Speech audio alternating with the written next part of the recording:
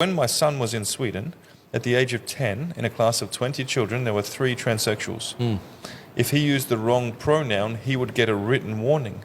I realized once he moved to me, even though he knew and he told me about it, there are books where we read about bi, trans, homosexual, all these things, he didn't understand how babies were made yet. I had to give him the birds and the bees talk.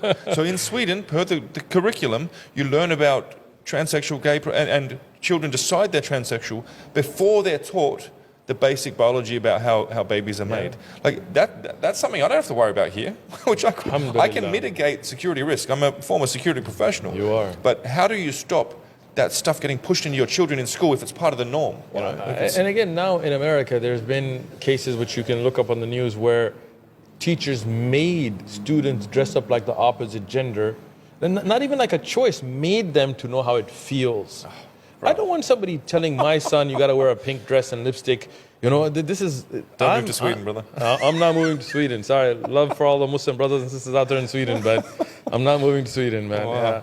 Yeah. I mean, if you look at Europe, if you look at even America, in Canada and others, this agenda is now being pushed. There is a book, and I did a short on this before, which was being taught to an 11-year-old in Kentucky, which is, a rather conservative part of America, which was talking about homosexual acts of sexual, which even if it was about heterosexuality, I would not want being taught. It's the thing, leave sexual stuff out of the kids' brains when they're kids. Parent. Let me deal with it. That is my responsibility to teach my children when they're ready. I don't want their 6th grade, 5th grade, 4th grade teacher teaching them. And words in that book, I was shocked.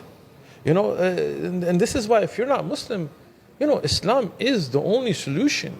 This is the only thing that's going to save your children and future generations in society. Well said. And if we as people of faith don't stand, and again, right now with the Pope and most Methodist Church, the taking on the LGBT agenda as their agenda, putting big... I was in New York recently, and one of the oldest and established churches had a huge rainbow flag with the...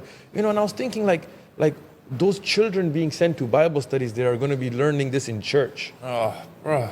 Sorry, that actually physically hurts my head. It hurts. Leave the children alone. Leave the children alone.